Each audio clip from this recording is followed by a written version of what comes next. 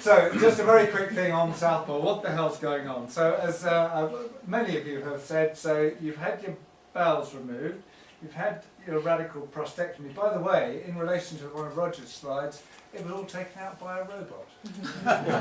Just goes to show on a Sunday morning. So there was no human activity involved. There I was being operated on by a robot.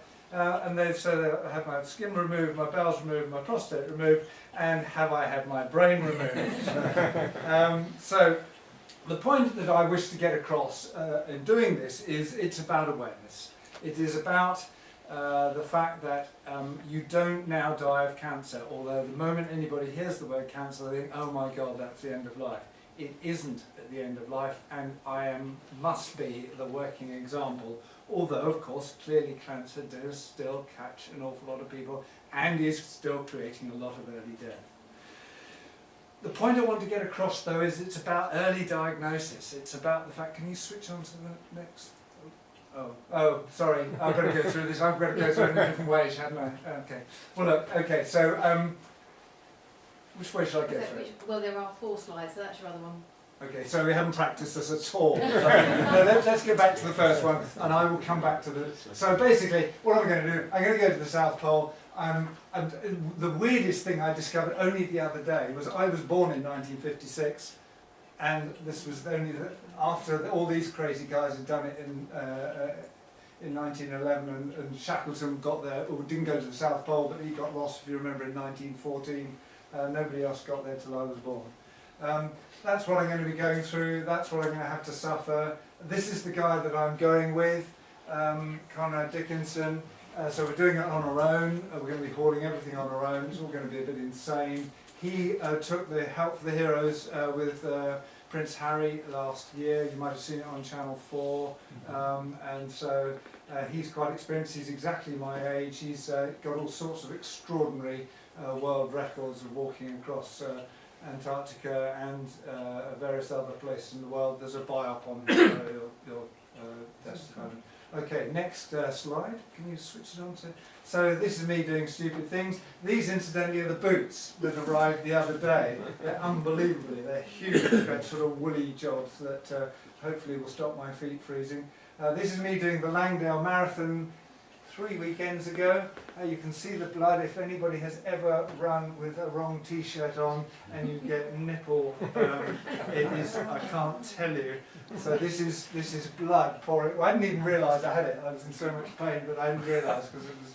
And the Langdale Marathon, as Jim will tell you, up the back there, you run like that, you run like that, you run like that, you run like that. Would you believe it, 2/3 of the way around the thing, they got me lost. The marshals actually sent us all off in the wrong direction.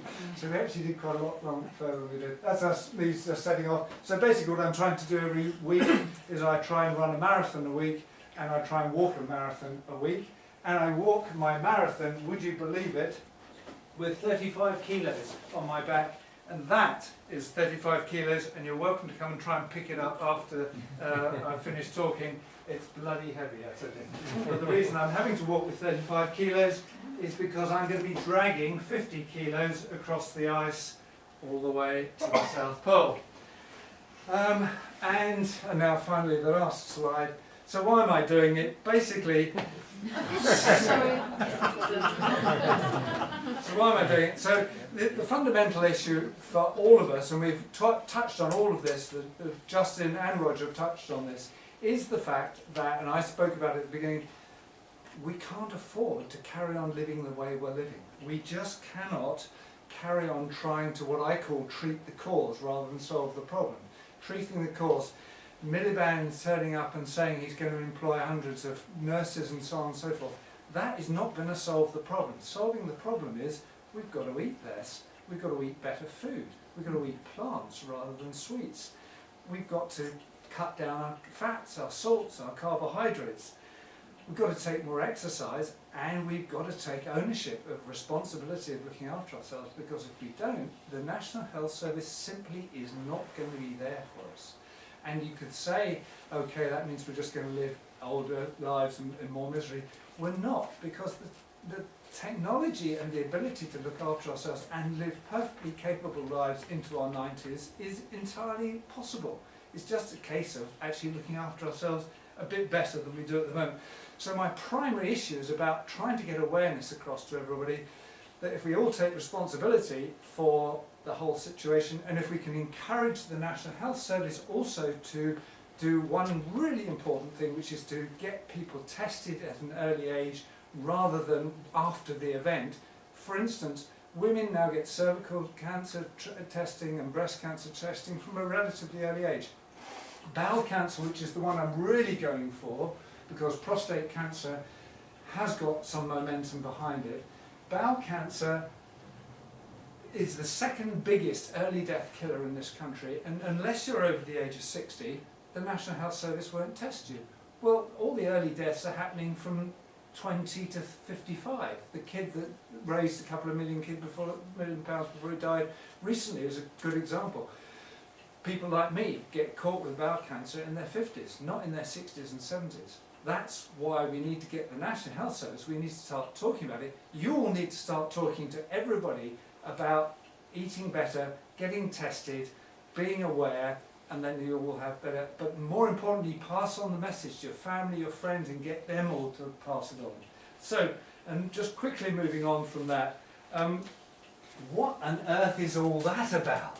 Everybody keeps saying to me, well, the biggest issue that I consider to be a threat to us is how do we get the awareness about cancer, about health, about anything else? We get it through the fact that we all consume vast amounts of public service broadcasting. BBC, ITV, Channel 4, Channel 5, etc. Basically the whole thing's coming to an end. The licence fee comes up for renewal in 2015 and the charter renewal is in 2016. And quite frankly, the way things are going at the moment, the BBC and public service broadcasting as we know it is going to come to an end. Why is it coming to an end? Because of this thing. This thing allows everybody to consume all forms of public service broadcasting without paying a licence fee. If you ask your children, are they going to pay for a licence fee? They're not going to. Why should they? They can consume everything they need. They don't sit round the conventional TV like we all were brought up to do. They consume TV in all sorts of ways. And maybe they consume Netflix or love films or YouTube, etc., etc. I don't know what the answer is to public service broadcasting, but my biggest issue is when I talk to the chairman of the Select Committee, Culture Select Committee, and say, why aren't you going to put anything in your election manifesto about this in 2015? Or I talk to any of the other political parties, they'll say because it's an absolute political nightmare, and if we start talking about public service broadcasting, it's a no-win option, because everybody has a different opinion. VLV is only there to try and raise awareness and to try and get a proper debate going about what sort of public service broadcasting we should have going through the 21st century, and to stop the situation which is likely to occur that we all end up with an American system which is absolutely appalling, but we don't realise it until it's too late. So there is a connection. This is the thing that I'm really doing it for, but if we don't have this, and if we don't have public service broadcasting, then the ability to get unbiased information out, to get the awareness out, is not going to be there. So that's what I'm going to do. Thank you very much.